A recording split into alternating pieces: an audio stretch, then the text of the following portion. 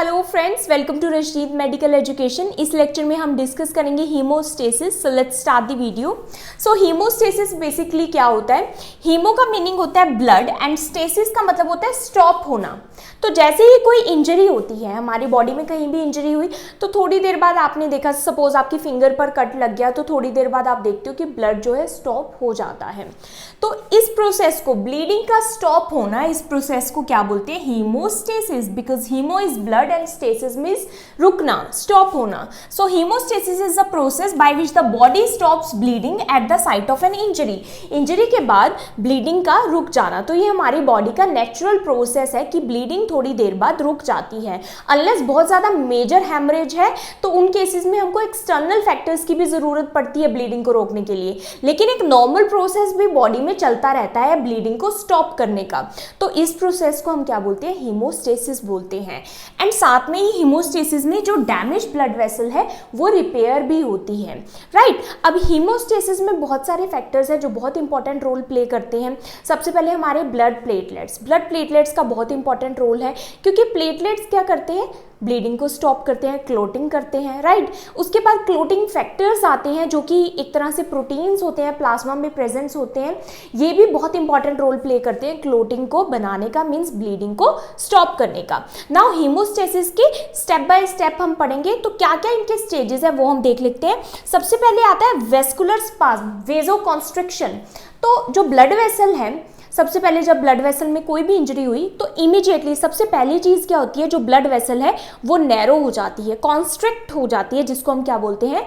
वेजो constriction या फिर vascular spasm. उसके बाद थोड़ी देर बाद ही प्लेटलेट प्लग फॉर्मेशन बन जाता है। सेकंड क्या है? प्लेटलेट का प्लग बनना। मीन्स जो बहुत सारे प्लेटलेट्स हैं इंजरी वाली साइड पर आ जाते हैं, जिसको हम बोलते हैं प्लेटलेट प्लग फॉर्मेशन। उसके बाद जो प्लेटलेट प्लग फॉर्मेशन है वो क्या बना देता है? एक तरह से टेम्पररी क्लोट बना देता है, जो कि इतना स्टेबल नहीं होता। अब हम आगे पढ़ते हैं। थर्ड स्टेज क्या है? कोगुलेशन या फिर ब्लड क्लोटिंग होना। कोगुलेशन में हमारे जो क्लोटिंग फैक्टर्स हैं वो बहुत इंपॉर्टेंट रोल प्ले करते हैं। उनके बिना ये कोगुलेशन या फिर जो स्टेबल क्लोट आप कहो, मीन्स जो स्ट्रॉन्ग वाला क्लोट है वो नहीं बनेगा, और जो क्लोट है वो स्टेबल नहीं होगा। वुंड की जो हीलिंग है वो नहीं हो पाएगी एंड ब्लीडिंग परमानेंटली स्टॉप नहीं हो पाएगी। तो कोगुलेशन या फिर ब्लड क्लोटिंग बहुत इंपॉर्टेंट स्टेप है। उसके बाद आता है, जैसे ही स्टेबल क्लोट बन गया, अब क्लोट की क्या होने लग जाती है? रिट्रैक्शन एंड रिपेयर होने लग जाती है। तो स्टेबल क्लोट बनने के बाद क्या होता है कि जो प्लेटलेट्स है वो क्या करती है? वुंड्स के जो वुंड बना है वहां पर, जहां पर इंजरी हुई है, उसके एजेस को खींचने लग जाती है। मीन्स आपस में सिंगुड़ना, जिसको बोलते हैं। जो वुंड का जो साइज है वो स्मॉल होना स्टार्ट हो जाता है, रिड्यूस होना स्टार्ट हो जाता है। तो आपको कभी भी चोट लगी होगी तो धीरे धीरे आप देखोगे उसका साइज बाहर से क्या हो जाता है? स्मॉल होने लग जाता है। उसको हम क्या बोलते हैं? Clot retraction. इसका मतलब रिपेयर वहां पर स्टार्ट हो गई है। एंड लास्ट में क्या आता है? Clot removal. तो ब्लड वेसल के अगर अंदर इंजरी हुई है तो वहां पर जो क्लोट बना है, अब वो क्लोट वहां पर रह नहीं सकता। अगर वो क्लोट वहां पर रहेगा तो क्या होगा? सर्कुलेशन इंपेयर्ड होगी और ज्यादा क्लोटिंग होगी, राइट। क्लोट फॉर्मेशन के चांसेस इंक्रीज हो जाएंगे क्योंकि सर्कुलेशन इंपेयर्ड होगी। तो क्लोट को वहां से रिमूव करना for smooth blood circulation is very important. एक स्मूथ ब्लड सर्कुलेशन के लिए लास्ट में क्या होता है? क्लोट का रिमूवल हो जाता है। तो अब हम इनको स्टेप बाय स्टेप डिस्कस करते हैं। सबसे पहले आता है वेजो कॉन्स्ट्रिक्शन। तो नेम से ही क्लियर है, वेसल का कॉन्स्ट्रिक्ट होना। तो जैसे ही ब्लड वेसल में इंजरी होती है, सपोज ये एक ब्लड वेसल है, ठीक है, एंड यहाँ पर क्या हो गई? इंजरी हो गई है। अब ब्लड वेसल्स की लेयर सबसे पहले देख लेते हैं। तो ब्लड वेसल की जो सबसे इनर लेयर है वो किसकी है? एंडोथीलियम की है, ठीक है। एंडोथीलियल सेल्स यहाँ पर प्रेजेंट है एंड उसके नीचे क्या प्रेजेंट है? स्मूथ मसल्स प्रेजेंट है। सो स्मूथ मसल्स उसके नीचे प्रेजेंट है। अब जैसे ही इंजरी हुई ब्लड वेसल में, तो सपोज एंडोथीलियल इंजर्ड हो गई है। तो जब ब्लड वेसल में इंजरी होती है, अगर इंटरनल इंजरी है तो सबसे पहले इंजरी कहाँ से स्टार्ट होगी? एंडोथीलियम से स्टार्ट होगी। अब एंडोथीलियम इंजर्ड हो गई, मीन्स वहां से एंडोथीलियम क्या हो गई? ब्रेक हो गई। उसके नीचे क्या प्रेजेंट होता है? स्मूथ मसल्स प्रेजेंट है एंड एंडोथीलियम के नीचे क्या प्रेजेंट है? कोलेजन प्रेजेंट है। तो यहाँ पर क्या प्रेजेंट है? कोलेजन प्रेजेंट है। एंडोथीलियम के नीचे कोलेजन प्रेजेंट है एंड जो बाकी की भी जो लेयर्स हैं वहां पर क्या प्रेजेंट है? चाहे वो मीडिया है या फिर एक्सटर्नल लेयर है, वहां पर कोलेजन की प्रेजेंस है। तो ये सबसे इनर क्या है, एंडोथीलियम है, जो कि एंडोथीलियल सेल्स से बनी है। उसके नीचे क्या है, कोलेजन है, एंड ये क्या है, स्मूथ मसल्स है। तो अभी आप इतना याद रखें कि जैसे ही ब्लड वेसल में कोई इंजरी होती है तो endothelium break down, means endothelium की जो इंटीग्रिटी है वो ब्रेक हो गई और नीचे क्या एक्सपोज होने लग गया, मीन्स क्या दिखने लग गया, कोलेजन दिखने लग गया। तो जैसे ही ब्लड यहाँ से फ्लो कर रहा है, ब्लड वेसल्स में से ब्लड फ्लो कर रहा है, ब्लड प्लेटलेट्स फ्लो कर रहे हैं, ये ब्लड प्लेटलेट्स अब किसके कांटेक्ट में आएंगे, किसके एक्सपोजर में आएंगे, कोलेजन के एक्सपोजर में आ जाते हैं, राइट। अब ये चीज समझते हैं वेजो कॉन्स्ट्रिक्शन। वेजो कॉन्स्ट्रिक्शन का मतलब वेसल कॉन्स्ट्रिक्ट होना।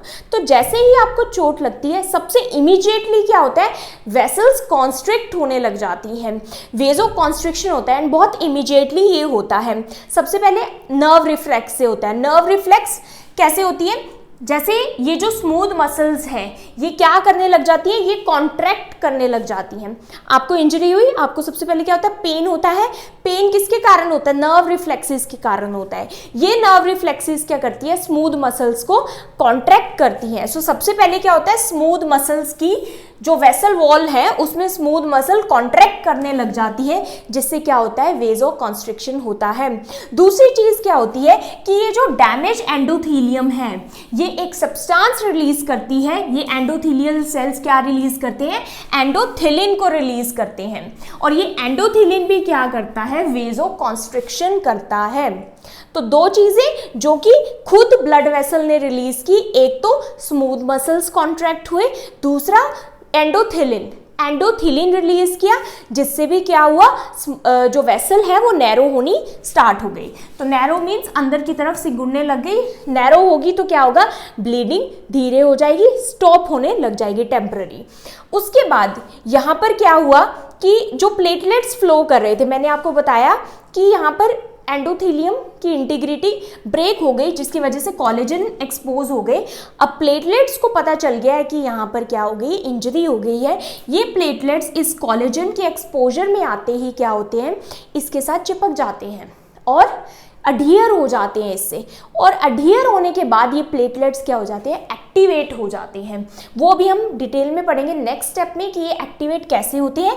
ये प्लेटलेट देन क्या रिलीज करते हैं, दो सब्सटेंसेस रिलीज करते हैं, एक तो सेरोटोनिन एंड एक थ्रोम्बोक्सिन A2। तो ये नेम्स आपको याद रखने पड़ेंगे, first is serotonin and second is thromboxane A2। ये भी क्या करते हैं, ये भी वेजो कॉन्स्ट्रिक्शन करते हैं, वेसल्स को कॉन्स्ट्रिक्ट करते हैं।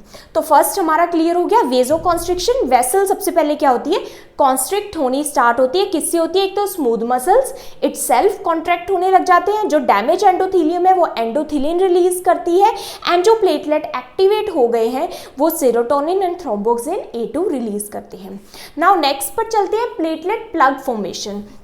अब मैंने आपको यहाँ पर बताया था कि जैसे ही जो कोलेजन है वो एक्सपोज होते हैं तो ये प्लेटलेट वहाँ पर आकर चिपकने लग जाते हैं। कैसे चिपकने लग जाते हैं, ठीक है।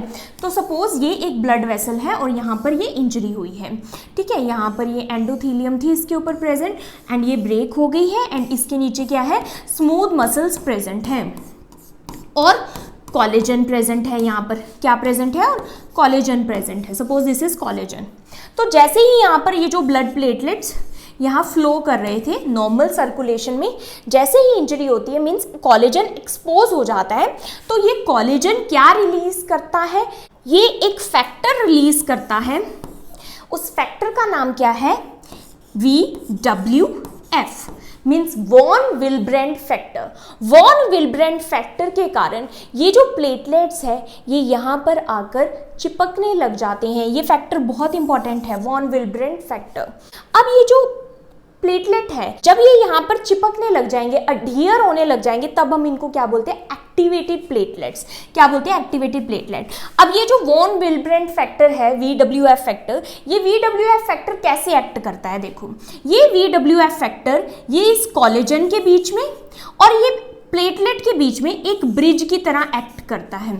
Suppose this is collagen and this is platelet. ये वॉन विल्ब्रेंड फैक्टर एक तरह से ब्रिज की तरह काम करता है, इसको इसके साथ चिपकाने का काम करता है, क्योंकि ये जो प्लेटलेट्स हैं इनके सरफेस पे कुछ रिसेप्टर्स हैं एंड कोलेजन के बीच में ये क्या करता है, इन दोनों को चिपका देता है, अडहेशन का काम करता है VWF, इसलिए इसका बहुत इंपॉर्टेंट रोल है। अब ये जो एक्टिवेटेड प्लेटलेट्स हैं, ये एक्टिवेटेड प्लेटलेट्स चिपकने के बाद एक्टिवेटेड होते हैं, अडहेशन के बाद। सो फर्स्ट स्टेप क्या है, अडहेशन होना। सेकंड क्या है, इसका एक्टिवेशन होना। जब ये एक्टिवेट हो जाते हैं तो ये अपनी शेप चेंज कर देते हैं। इनकी शेप कैसी हो जाती है, ये कुछ इस तरह से हो जाती है, ठीक है। तो ये गोल से कैसी हो जाती है, इनकी ये इस तरह से स्टार लाइक प्रोजेक्शंस निकल जाती हैं, टेंटिकल्स निकल जाते हैं इनके। तो वैसे ये क्या होते हैं, नॉर्मली ये डिस्क शेप होते हैं, राउंड होते हैं, लेकिन जैसे इनकी शेप चेंज होती है ये फ्लैट हो जाती हैं और इनकी इस तरह से प्रोजेक्शंस भी निकलती हैं। अब देखो ये शेप क्या है, बहुत यूजफुल है, बेनिफिशियल है। ये शेप क्या करेगी, ईजिली यहाँ पर चिपकने में हेल्प करेगी, ठीक है। तो ये यहाँ पर इस तरह से चिपकने लग जाएंगे, क्योंकि एक तो क्या है, फ्लैट प्लेटलेट होंगे, सरफेस एरिया भी ज़्यादा होगा, तो ज़्यादा से ज़्यादा चिपक सकेंगे, ज़्यादा से ज़्यादा एरिया कवर कर सकेंगे। ज़्यादा एरिया कवर करेंगे तभी तो ब्लीडिंग रुकेगी ना, एक क्लॉट बनेगा, ठीक है। तो सेकेंड ये क्या हुए, एक्टिवेट हुए। अब एक्टिवेट होते ही इनके अंदर क्या होते हैं, ग्रेन्यूल्स प्रेजेंट होते हैं। ये ग्रेन्यूल्स रिलीज होने लग जाते हैं। अब ये ग्रेन्यूल्स क्या रिलीज करते हैं, ये केमिकल्स रिलीज करते हैं। तो यहाँ पे बहुत सारे ये क्या है, केमिकल्स रिलीज हो रहे हैं इन ग्रेन्यूल से। ये केमिकल्स क्या है, ये केमिकल सिग्नल भेजते हैं। तो ये क्या है, एक तरह से सिग्नल भेज रहे हैं और ये बहुत सारे हैं। जैसे कि हमने कुछ अभी पढ़े थे, सेरोटोनिन पढ़ा था, एक्टिवेटेड प्लेटलेट सेरोटोनिन रिलीज करते हैं, थ्रोम्बोक्सिन A2 रिलीज करते हैं, जो कि क्या करते हैं, वेसल को तो कॉन्स्ट्रिक्ट करते ही हैं, वेसल को तो नैरो करते ही हैं, साथ में ही थ्रोम्बोक्सिन A2 क्या करता है, दूसरे प्लेटलेट को सिग्नल भेजता है कि यहाँ आ जाओ, यहाँ पर इंजरी हुई है, ताकि और ज़्यादा प्लेटलेट वहाँ पर आ जाए। और एक बहुत इंपॉर्टेंट केमिकल है, that is ADP, adenosine diphosphate. Adenosine diphosphate क्या करता है, ये और ज़्यादा प्लेटलेट्स को वहाँ पर बुलाता है, ठीक है। एक प्लेटलेट आया, उसने ADP रिलीज किया, और प्लेटलेट आए, बहुत सारे प्लेटलेट आते रहे, this is a positive feedback mechanism. तो वहाँ पर क्या बन गया, एक प्लेटलेट का गुच्छा बन गया, मीन्स एक प्लेटलेट का प्लग बन गया, that is platelet plug formation. Means जब प्लेटलेट एग्रीगेट हो गए, वहाँ पर बहुत सारे प्लेटलेट इकट्ठे हो गए, तो उन्होंने एक प्लेटलेट प्लग बना दिया। अब ये प्लेटलेट प्लग क्या है, एक तरह से टेम्पररी सील है, टेम्पररी प्लग है, जो कि ब्लीडिंग को स्टॉप करता है। तो अब हम इसको स्टेप बाय स्टेप पढ़ते हैं। यहाँ पर आप देख रहे हैं, यहाँ पर क्या बन गया, प्लेटलेट प्लग बन गया है। तो प्लेटलेट प्लग फॉर्मेशन क्या होता है, सबसे पहले क्या होता है, अडहेशन। अडहेशन मीन्स चिपकना। तो platelets adhere to expose collagen fibers. जैसे ही कोलेजन एक्सपोज हुआ, प्लेटलेट वहां पर जाकर अडहियर हो गए, एक्सपोज कोलेजन पे। कैसे हुए, जो डैमेज एंडोथेलियम सेल्स हैं वो क्या करते हैं, von Willebrand factor, VWF factor को सिक्रीट करते हैं, जो कि प्लेटलेट को अडहियर करता है। तो मैंने आपको बताया था कि VWF क्या करता है, एक तो प्लेटलेट और जो कोलेजन है उसके बीच में क्या बनाता है, एक तरह से ब्रिज बनाता है, जो कि इसको चिपकाता है प्लेटलेट को कोलेजन से। और ये प्लेटलेट्स क्या हो जाते हैं, और स्टिकी भी हो जाते हैं। प्लेटलेट प्लग फॉर्मेशन के प्रोसेस में ये और स्टिकी रहते हैं। नाउ सेकेंड आता है एक्टिवेशन। जैसे ही ये प्लेटलेट अडहियर हुए, ये क्या हो गए, एक्टिवेट हो गए। इन्होंने अपनी चेंज कर दी शेप को चेंज कर दी। शेप चेंज होते ही उनसे क्या निकलने लग गए, ग्रेन्यूल्स निकलने लगे। और इन ग्रेन्यूल्स में क्या है, ये सभी केमिकल्स हैं, जैसे कि मैंने बताया ADP, एडिनोसिन डाइफॉस्फेट। ये ADP क्या करता है, और प्लेटलेट्स को बुलाता है, प्लेटलेट एग्रीगेशन में हेल्प करता है। इसी तरह से थ्रोम्बोक्सिन A2 वेजो कॉन्स्ट्रिक्शन भी करता है, प्लेटलेट को भी बुलाता है। एंड उसके बाद आता है सेरोटोनिन, जो कि वेसल के कॉन्स्ट्रिक्शन में हेल्प करता है। PGDF क्या है, प्लेटलेट ग्रोथ डिराइव फैक्टर। तो एक तरह से इसको आप ग्रोथ फैक्टर भी बोल सकते हैं। ये क्या करता है, रिपेयर में हेल्प करता है ब्लड वेसल की। कैल्शियम भी बहुत इंपॉर्टेंट है। देन उसके बाद इसके अलावा और क्या क्या होता है, एक्सप्रेस सरफेस रिसेप्टर्स। ये क्या करते हैं, ये जो प्लेटलेट्स है, एक्टिवेटेड प्लेटलेट्स हैं, ये एक्टिवेटेड प्लेटलेट्स के ऊपर क्या होता है, रिसेप्टर्स होते हैं। ये रिसेप्टर्स क्या हो जाते हैं, ये भी एक्सप्रेस हो जाते हैं। इनमें से एक रिसेप्टर है ग्लाइकोप्रोटीन 2B and 3A। इसको याद रखें अभी, इस रिसेप्टर को, ग्लाइकोप्रोटीन 2B एंड 3A, इसका क्या काम है अभी देखते हैं। थर्ड है एग्रीगेशन, एक्टिवेट हो गए, अब इन्होंने क्या बनाना है, एग्रीगेशन मीन्स और बहुत सारे प्लेटलेट्स को बुलाना है, एक भीड़ इकट्ठी कर लेनी है इन्होंने। अब ये activated platelets stick together to form a temporary platelet plug, ये केमिकल रिलीज हुए जिससे बहुत सारे प्लेटलेट आ गए। अब ये प्लेटलेट ने क्या बना दिया, एक दूसरे के साथ चिपक गए, स्टिकी हैं ये, और इन्होंने प्लेटलेट प्लग बना दिया जो कि एक टेम्पररी प्लग है। अभी परमानेंट बाद में बनेगा, या फिर आप परमानेंट की जगह स्टेबल बोल सकते हैं, स्टेबल अभी बाद में बनेगा। तो यहां पर एक प्रोटीन है fibrinogen. Now fibrinogen act as a bridge between adjacent platelets facilitating their aggregation. Fibrinogen का यहाँ इंपॉर्टेंट रोल क्या है, फिब्रिनोजन एक क्लोटिंग फैक्टर भी है, ठीक है। फिब्रिनोजन का डुअल रोल है, यहाँ पर भी ये एक इंपॉर्टेंट फंक्शन प्ले करता है। क्या फंक्शन प्ले करता है यहाँ पर, ये एक प्लेटलेट हो गया, ये दूसरा प्लेटलेट हो गया, ठीक है। यहाँ पर भी दूसरे प्लेटलेट, एक्टिवेटेड प्लेटलेट के सरफेस पर भी यही वाला रिसेप्टर है, और इन दोनों रिसेप्टर को आपस में कौन जोड़ेगा, फिब्रिनोजन। अब ये जो फिब्रिनोजन है इसने क्या कर दिया, इस प्लेटलेट को इस प्लेटलेट के साथ लिंक कर दिया। तो ये फिब्रिनोजन एक ब्रिज का काम कर रहा है दोनों प्लेटलेट्स को आपस में अडियर होने के लिए, अडहेशन के लिए, या फिर आप सिंपली बोले दोनों प्लेटलेट्स को आपस में चिपकाने के लिए। किसका काम है, फिब्रिनोजन का इंपॉर्टेंट फंक्शन है। और ये दोनों कहाँ से चिपक रहे हैं, इस ग्लाइकोप्रोटीन रिसेप्टर्स के थ्रू चिपक रहे हैं, ठीक है। तो फिब्रिनोजन का प्लेटलेट एग्रीगेशन में इंपॉर्टेंट रोल है। Platelet aggregation is accelerated by platelet activating factor. और ये जो प्लेटलेट एग्रीगेशन है इसको एक्सेलरेट कौन करता है, मींस इसकी स्पीड को और ज्यादा इंक्रीज कौन करता है, प्लेटलेट एक्टिवेटिंग फैक्टर। नाउ ये था टेम्पररी प्लग। अब उसके बाद एक स्टेबल क्लोट बनना है जिसको थोड़ा टाइम लगता है। ये जो टेम्पररी प्लग है, प्लेटलेट प्लग, ये 6 मिनट्स में ही यूजुअली बन जाता है इंजरी के, लेकिन जो ब्लड क्लोटिंग है, कोगुलेशन, इसको थोड़ा टाइम लगता है। तो कोगुलेशन या फिर ब्लड क्लोटिंग, जो कि एक्चुअल जो ब्लड क्लोट बनता है उसको बोलते हैं कोगुलेशन या फिर ब्लड क्लोटिंग। नाउ इसको मैं डिटेल में भी नेक्स्ट लेक्चर में एक्सप्लेन करूंगी क्योंकि इसमें क्लोटिंग फैक्टर्स आते हैं एंड 2 पाथवेज भी आते हैं। तो इसमें क्लोटिंग फैक्टर्स का बहुत इंपॉर्टेंट रोल है। This involves a cascade of plasma protein. Cascade का मतलब है कि इसमें क्या आता है, सीरीज ऑफ इवेंट्स आते हैं, सीरीज ऑफ स्टेप्स आते हैं। और ये प्लाज्मा प्रोटीन जो कि एक तरह के प्रोटीन्स ही है, क्लोटिंग फैक्टर्स, ये क्या करते हैं, एक दूसरे को एक्टिवेट करता है, दूसरा तीसरे को, तीसरा चौथे को।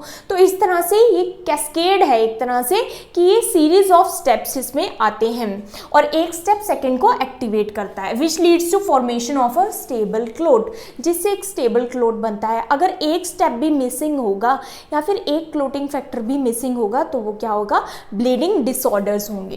पाथवेज, अब इसमें कुछ पाथवेज आते हैं। फर्स्ट आता है इंट्रिंसिक पाथवे और दूसरा आता है एक्सट्रिंसिक पाथवे एंड थर्ड आता है कॉमन पाथवे। इंट्रिंसिक मतलब इनसाइड, एक्सट्रिंसिक मतलब आउटसाइड। इंट्रिंसिक का मतलब है कि ब्लड वेसल के अंदर कोई इंजरी हुई है। तो अगर ब्लड वेसल के अंदर इंजरी है, इंटरनल इंजरी है, तो सिर्फ एंडोथेलियम इंजर्ड होगी and then further tissues injured होते जाएंगे, ठीक है। तो इसको बोलते हैं इंट्रिंसिक पाथवे। तब ये वाला पाथवे इनिशिएट होगा, इंट्रिंसिक पाथवे। अब इसका एग्जांपल से आपको ज़्यादा समझ आएगा, जैसे कि मायोकार्डियल इन्फेक्शन, ठीक है। मायोकार्डियल इन्फेक्शन हो गया, हार्ट अटैक, उसमें क्या है, कॉर्नरी आर्टरीज के अंदर प्लेक की फॉर्मेशन होनी स्टार्ट हो जाती है क्योंकि अंदर कोई इंजरी हुई है, ठीक है। इसी तरह से हाइपरटेंशन हो गया, डीप वेन थ्रोम्बोसिस हो गए। तो इस तरह की प्रॉब्लम्स जिसमें ब्लड वेसल के अंदर इंजरी स्टार्ट हुई है, मीन्स ब्लड वेसल के इनसाइड प्रॉब्लम है। Now extrinsic pathway means blood vessel के बाहर इंजरी जिसमें टिश्यू भी इन्वॉल्व है, जैसे कि कॉमन एग्जांपल कि चोट लग जाती है हमें जिसमें टिश्यूज भी इन्वॉल्व होते हैं, तो उसमें टिश्यू फैक्टर इन्वॉल्व होता है।